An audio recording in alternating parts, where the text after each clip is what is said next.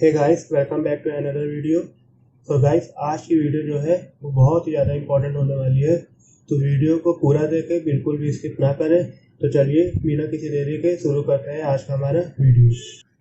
तो दोस्तों, आज का हमारा पहला क्वेश्चन है। एक व्यक्ति 8,550 आय में से 5700 खर्च करता है। यदि आय तथा व्यय में 19% तथा 13% की वृद्धि हो, तब बचत में प्रतिशत परिवर्तन ज्ञात करें। तो क्या हो जाएगा, सबसे पहले हम यहाँ पे लिख लेंगे आय। उसकी आय कितनी है, आय लिख लिए। आय उसकी है 8,550 रुपये, 8,550। अब उसका व्यय कितना है, हम यहाँ पे लिख लेंगे इसका व्यय।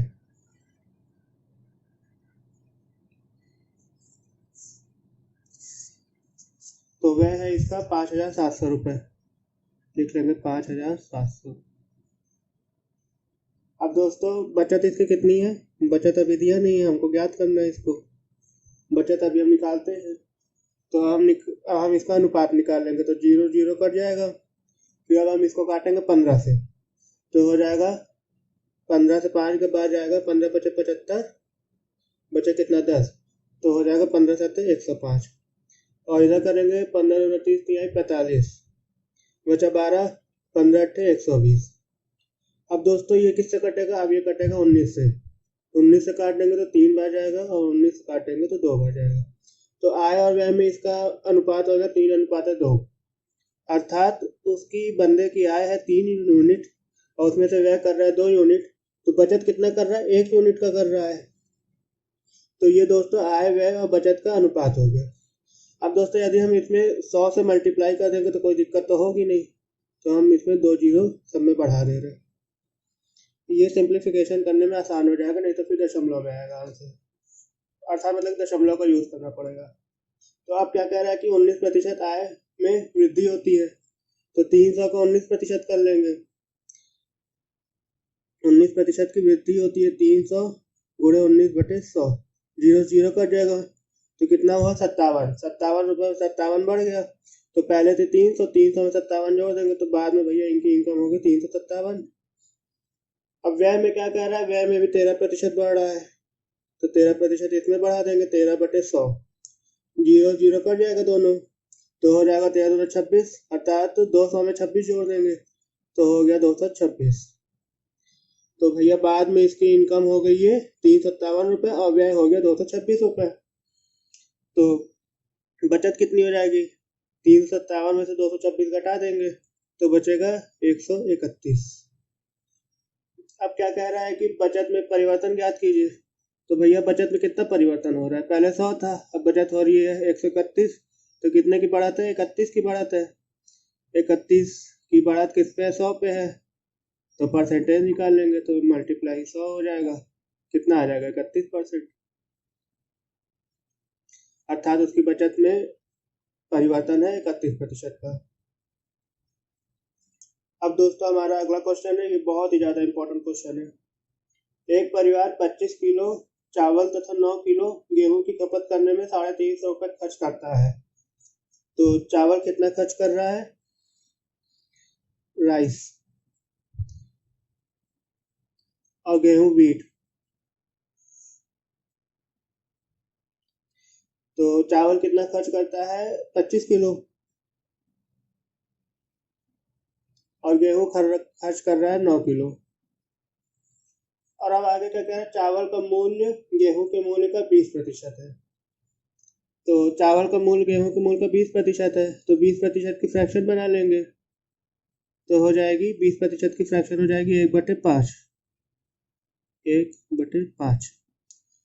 तो इसका मतलब ये हुआ कि जो गेहूं का मूल्य है वो 5 रुपये है, तो चावल का मूल्य कितना है, 1 रुपये। तो चावल है 1 रुपये किलो, गेहूं है 5 रुपये। अब क्या कह रहा है कि यदि गेहूं का मूल्य 20% बढ़ाया जाए, तब चावल की खपत में प्रतिशत कमी ज्ञात करें। गेहूं का मूल्य कितना बढ़ा दिया गया, 20%। अब गेहूं का मूल्य कितना था, 5 रुपये था, 5 का 20% बढ़ा दे, 20/100, 20×5 = 100, फिर 5 बचा, 5 से 5 कट गया। तो कितना बढ़ा गेहूं का मूल्य, 1 रुपये बढ़ा। 1 रुपये गेहूं का मूल्य पर केजी बढ़ा। 1 रुपये पर केजी। तो टोटल गेहूँ कितना है, 9 किलो है, तो कितना रुपये बढ़ जाएगा, 9 × 1, अर्थात 9 रुपये बढ़ जाएगा पूरे गेहूँ खपत में। पूरे गेहूँ में 9 रुपये बढ़ रहा है एक्स्ट्रा। अब क्या कह रहा है कि चावल में कितनी कमी करनी पड़ेगी ताकि मतलब कि खर्च बराबर रहे, पहले से बराबर रहे। तो 9 रुपये एक्स्ट्रा इसमें हो रहा है, तो इसमें हमको 9 रुपये कम करना पड़ेगा। अब चावल का मूल्य 1 रुपये है, हमको 9 रुपये खर्च कम करना पड़ेगा, तो कितने किलो चावल कम करना पड़ेगा, 9 किलो चावल कम करना पड़ेगा। अब 9 किलो चावल इसमें कम कर देंगे, और कितना चावल कम हो रहा है, 9 किलो चावल कम हो रहा है कितने पे, 25 किलो पे। अब बस इसकी परसेंटेज निकाल देंगे 100, तो हो जाएगा 25 चौको 100 और हो जाएगा 36। तो चावल की खपत में 36% की कमी करनी पड़ेगी।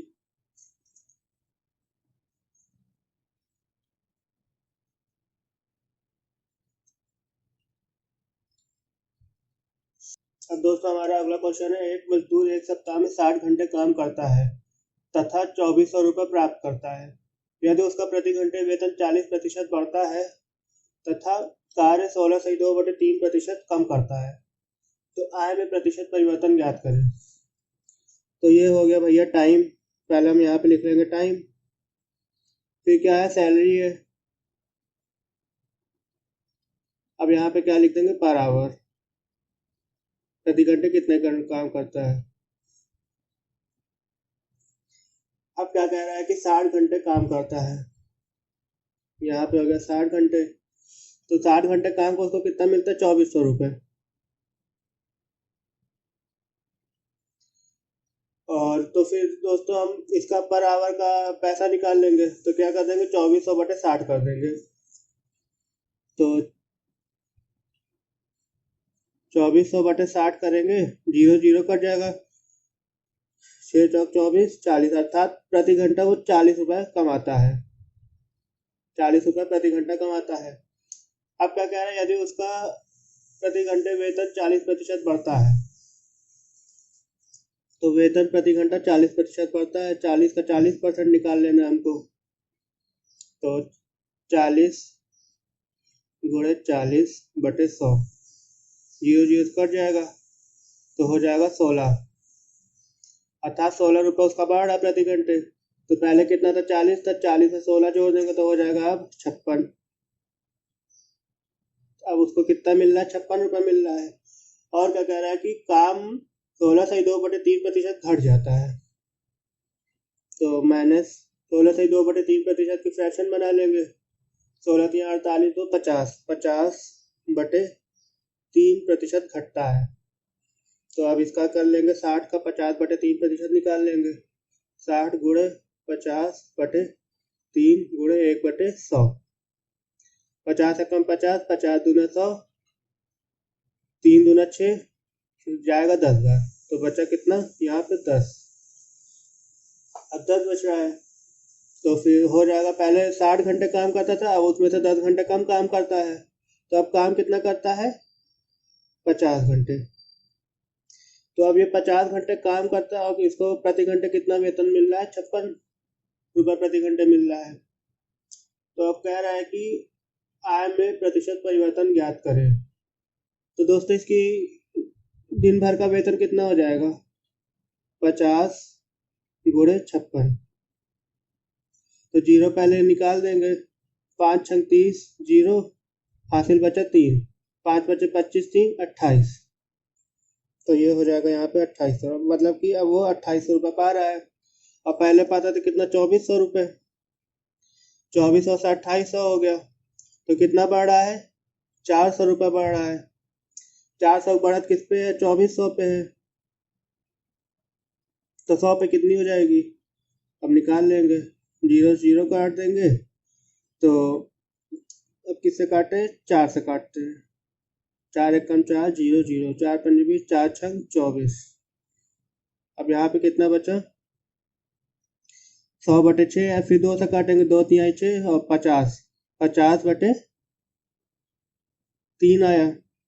अब इसकी बस हमको फ्रैक्शन बना लेना है, अब किससे जाएगा, 3 एकम 3, बचा 2, 3 छंग 18, फिर कितना बचा, 2 बचा, 16 - 2/3%, और ये हमारा हो गया आंसर।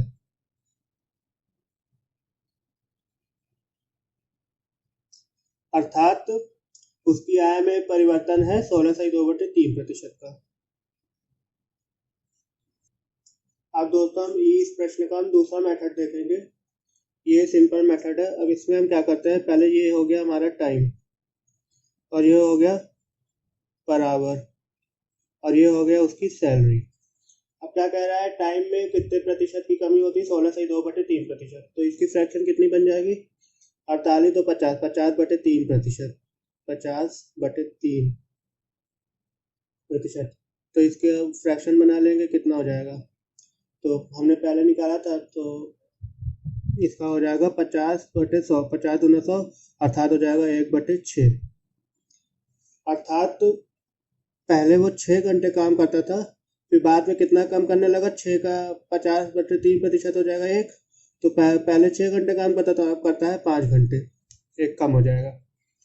अब उसके पर आवर में कितना होता है, 40% की वृद्धि होती है प्रति घंटे, मतलब कि सैलरी में। तो हो जाएगा 40/100, तो 0 से 0 कट जाएगा, 2 दूनी 4, 2 पंजे 10, हो जाएगा 2/5। अर्थात पहले उसको सैलरी मिलती थी 5 रुपये प्रति घंटा, अब भी 40% बढ़ गई, अर्थात 2 रुपये बढ़ गया, तो अब कितना मिल रहा है, 7 रुपये।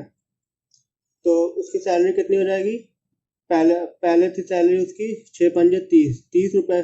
अब बाद में होगी 5 7 35, तो बाद में होगी भैया 35 रुपये। अब सैलरी में कितना का परिवर्तन आ रहा है, 5 का परिवर्तन आ रहा है। तो 5 का परिवर्तन कितने पे है, 5 का परिवर्तन है भैया 30 पे, तो 100 पे कितना हो जाएगा, 0 से 0 काट देंगे, तो बचे कितना, 50/3, तो 16 से ही 2/3%। ये हमारा आंसर है। उसकी सैलरी में 16 से 2/3% की परिवर्तन होगा।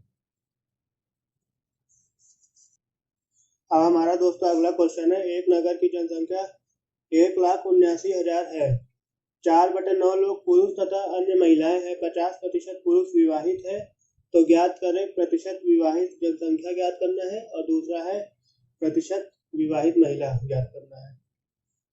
तो सबसे पहले क्या कर लेंगे भैया, 4/9% है, 4/9 है,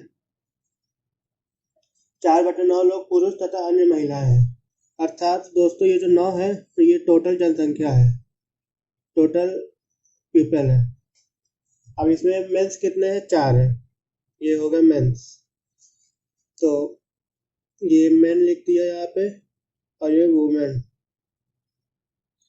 तो टोटल है 9, मेन है 4, तो वुमेन हो जाएगी कितनी, 5। अब क्या कह रहा है कि 50% पुरुष विवाहित है।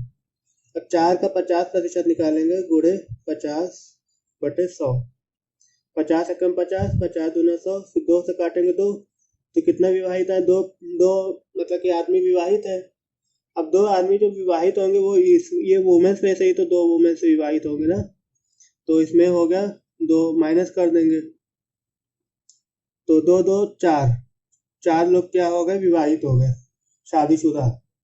तो कह रहा है कि विवाहित जनसंख्या ज्ञात कीजिए। तो विवाहित जनसंख्या है, 4 लोग हैं, पहला 4 बटे टोटल जनसंख्या है 9, 4/9 गुणे 100, तो हो जाएगी 400/9। अब इसका हमको प्रतिशत निकाल लेना है, 9 का 9 9 9 होता है, 9 चौक 36, बचा कितना, 4, 9 चौक 36, 4/9, अर्थात 44 से 4/9% जनसंख्या विवाहित है। अब दूसरा हमारा प्रश्न क्या है, विवाहित महिला का प्रतिशत ज्ञात करें। तो दूसरा है हमारा विवाहित महिला। तो विवाहित महिला कितनी है, 2 है, और टोटल महिला कितनी है, 5 है, तो बस 100 से मल्टीप्लाई करके प्रतिशत निकाल लेना है, तो हो जाएगा 5 दूनी 10, 0, अर्थात 40%, 40% महिला विवाहित। अब दोस्तों हमारा अगला क्वेश्चन है, किसी फैक्ट्री में काम की मात्रा 50% जाए तो आदमियों की संख्या में कितने प्रतिशत की वृद्धि की जाए कि काम पूर्व निर्धारित समय में पूरा कर लिया जाए तथा नए मजदूर की कार्य क्षमता पुराने वाले से 25% अधिक है। अब दोस्तों सबसे पहले हम क्या कर लेंगे, इसे माना फैक्ट्री में मैन कितने हैं, आदमी कितने हैं, 100। अब क्या कह रहा है कि नए मजदूर की कार्य क्षमता पुराने वाले से 25% अधिक है, तो 25% के हम फ्रैक्शन बना लेंगे। 25% बराबर कितना हो जाएगा, 25/100, तो 25 एकम 25, 25 चौके 100, 4। अर्थात पुराने मजदूर की कार्य क्षमता 4 है तो नए मजदूर कितनी हो जाएगी, 4 में 1 जुड़ जाएगी 5। तो कार्य क्षमता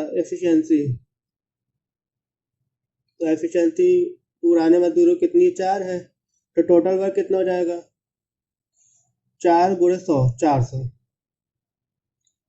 तो टोटल वर्क पहले था 400, अब क्या कह रहा है कि काम में 50% की वृद्धि कर दी गई, तो 400 का 50% कितना हो जाएगा, तो 400 का 50% अर्थात आधा, तो हो जाएगा 200। अब ये कह रहा है अब टोटल में कितना हो जा रहा है, 600 यूनिट। अब दोस्तों अब मैन तो 100 थे, और इसमें कितना जोड़ा जाए कि 600 काम को खत्म कर दे उतने ही समय में जितने समय पहले खत्म होता था।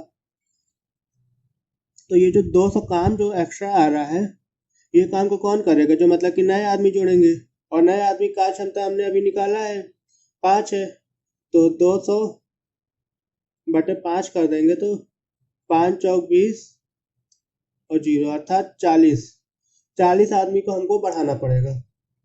इसमें 40 आदमी बढ़ा देंगे, तो पूछ रहा है कि कितने प्रतिशत की वृद्धि होगी, तो वृद्धि हमको प्रतिशत निकाल लेना, बस सिंपल है।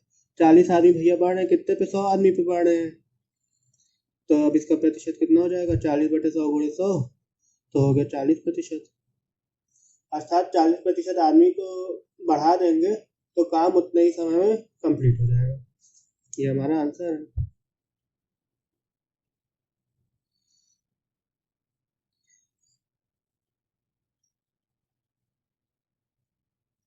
अब दोस्तों हमारा अगला क्वेश्चन है, एक ट्रेन में कई डिब्बे हैं और प्रत्येक डिब्बे में उतनी ही सीट है जितने के डिब्बे हैं, अर्थात सीट उतनी है जितने डिब्बे हैं, ठीक। एक डिब्बे में 25 व्यक्ति हैं तथा उनकी क्षमता अर्थात डिब्बे की क्षमता है 71 से 3/7%। तो अधिकतम यात्रियों की संख्या ज्ञात करें यदि 20% स्थान हमेशा खाली रहता है, ठीक है। अब हमको सबसे पहले क्या करना है, 71 से ही 3/7% के हमको क्या करना है, फ्रैक्शन बना लेना है। तो 71 सतह कितना हो जाएगा, 71 सतह 497, 497 में 3 जोड़ देंगे तो हो जाएगा 500, 500/7 गुणे 1/100, 0 0 कट गया तो कितना आया, इसकी फ्रैक्शन 5/7। अर्थात एक डिब्बे में सीट कितनी, 7 सीट है, डिब्बे में 7 सीट है, 7 सीट में व्यक्ति कितने हैं, 5 व्यक्ति है, 5 व्यक्ति हैं। अब इसमें असल में व्यक्तियों की संख्या कितना बता रहा है, एक डिब्बे में 25 व्यक्ति, तो दोस्तों 5 यूनिट ये जो है, 5 यूनिट किसको रिप्रेजेंट कर रहा है, 25 व्यक्ति कर रहा है, तो एक यूनिट कितने करेगा, 5 को, 25/5 हो जाएगा तो 5 आ जाएगा। तो एक डिब्बे में 7 सीट है तो टोटल कितना हो जाएगा, 7 गुणे 5 अर्थात 35 सीट हो जाएगी। अब इसमें क्या कह रहे हैं कि 20% सीट हमेशा खाली रहती है, तो 20% की फ्रैक्शन क्या हो जाएगी, 20% बराबर हो जाएगा 20/100, 20 एकम 20, 20 पंजे 100 अर्थात 1/5। अर्थात खाली सीट जो रहती है, टोटल सीट है 5 और 5 का 20% खाली रहती है, अर्थात एक खाली रहती है तो हो जाएगी 4। अब यहाँ पे सीट की संख्या हमने 35 निकाली और इसमें कह रहा है कि प्रत्येक डिब्बे में उतनी सीट है जितने के डिब्बे हैं, अर्थात सीट बराबर कितना हो जाएगा, डब्बा कोच बराबर 35, अर्थात दोनों संख्या बराबर है, तो अधिकतम सीट निकालना है हमको, तो मैक्सिमम सीट हो जाएगी 4/5 खाली रहती है, तो मैक्सिमम सीट हो जाएगी 4/5 गुणे 35 घोड़े 35। अब बस हमको इसको सॉल्व कर लेना है। 5 सत्ते 35। अब 35 का 4 से गुणा करेंगे, 35 दूना 70 होता है, 70 दूना 140, 140 गुणे 7 कर लेंगे तो 700, 7 14 7 7 चौक 28 का आ जाएगा 8, हासिल बचे 2, 7 एकम 7 2 9, अर्थात टोटल यात्री कितने हैं 980। ये हमारा आंसर है।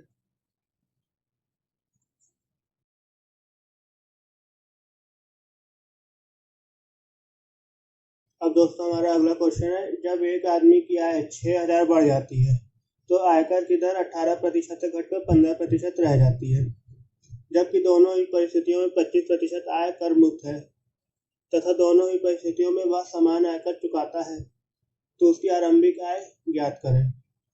तो भैया ये होगी उसकी इनिशियल आय। इनिशियल मतलब आरंभिक आय, प्रारंभिक आय।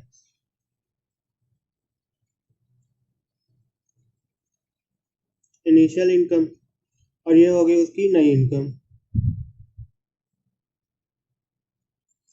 अब माना उसकी पहले आई थी ₹100, अब बाद में क्या कह रहा है, उसमें 6000 जुड़ गई तो हो गया x प्लस 6000, 6000 जुड़ गई। अब जब 6000 जुड़ती है तो आयकर की दर 18% से घटकर 15% हो जाती है, अर्थात पहले आयकर की दर कितनी थी 18%, और अब कितनी हो गई 15%। और क्या कह रहा है कि 25% तक पर कोई टैक्स नहीं है, तो हो जाएगा 25% पर तक तो कोई टैक्स नहीं है, तो अर्थात 75% पर टैक्स है, तो x का 75%, x का 75% और 18% है 18%।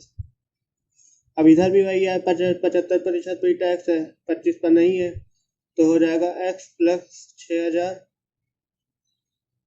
का 75% गुणे 15%। अब कह रहा है कि दोनों ही परिस्थितियों में वह समान आयकर चुकाता है, अर्थात इसमें भी समान आयकर चुका रहा है और इसमें भी समान आयकर चुका रहा है, तो ये दोनों हो जाएगा बराबर। और जब बराबर हो गया तो दोनों प्रतिशत को हम कैंसिल कर देंगे, ये और ये कट गया, 75 भी कट जाएगा दोनों तरफ से, और 3 पचे 15, 3 छंग 18 और 3 पचे 15, तो हो गया 6x बराबर, अब 5 से कर देंगे 5x प्लस 6 पंजे 30। अब यहाँ से हमको x की वैल्यू निकाल लेनी है, तो 5x इधर में आ जाएगा, माइनस हो जाता है, तो x बराबर कितना हो जाएगा 30,000। तो उसकी प्रारंभिक आय थी 30,000 रुपये, प्रारंभिक आय 30,000 थी। अब 30,000 में 6,000 जोड़ दिया भैया, 36,000 उसकी क्या हो गई बाद में जो आय थी। बस ये हमारा 30,000 हमसे पूछा क्या था, ये पूछा था कि उसकी प्रारंभिक आय कितनी थी, तो प्रारंभिक आय थी उसकी 30,000 रुपये।